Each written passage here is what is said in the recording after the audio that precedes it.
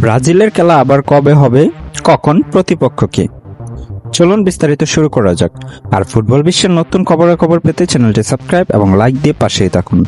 সেলেসাওদের বহুল প্রতীক্ষিত হ্যাক্সা স্বপ্ন আরও 4 বছরের জন্য বেড়েছে।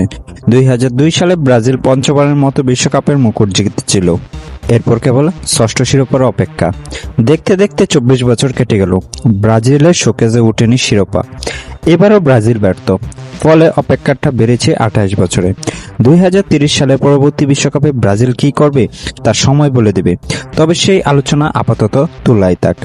ব্রাজিলের পরবর্তী খেলা হবে তা নিশ্চিত হয়ে গেছে। সেপ্টেম্বরে অস্ট্রেলিয়া সফরে যাবেন ভিনিসিয়াস, এনরিক, রদ্রিগো। দুইটি প্রীতি ম্যাচ খেলবেন দুই দল। অস্ট্রেলিয়ার ফুটবল কর্তৃপক্ষ এর মধ্যে সূচি চূড়ান্ত করে ফেলেছেন। আগামী 25শে সেপ্টেম্বর টাউনশিপে প্রথম এবং 29শে সেপ্টেম্বর ব্রিসবেনে দ্বিতীয় ম্যাচটি হবে। অস্ট্রেলিয়ার প্রধান কোচ টনি পপোভিচ বলেন, ব্রাজিল বিশ্ব ফুটবলের অন্যতম শক্তিশালী দেশ। অস্ট্রেলিয়া তাদের বিপক্ষে খেলার জন্য খুবই আগ্রহী।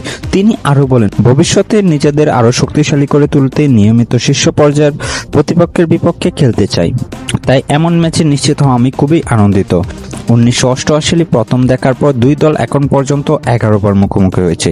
এর মধ্যে ব্রাজিল জিতেছে 8টি ম্যাচ, অস্ট্রেলিয়া জিতেছে মাত্র 1টি এবং 2টি ম্যাচ ড্র করেছে। এই দুটি ম্যাচ আয়োজনে কুইন্সল্যান্ড রাজা সরকার বৃহত্তর ক্রীড়া আয়োজনের পরিকল্পনার অংশ। 2032 সালে ব্রিন্সে অলিম্পিককে সামনে রেখে অস্ট্রেলিয়ান ইভেন্ট ক্যাপিটাল হিসেবে কুইন্সল্যান্ডকে আরও প্রতিষ্ঠিত করাই তাদের লক্ষ্য।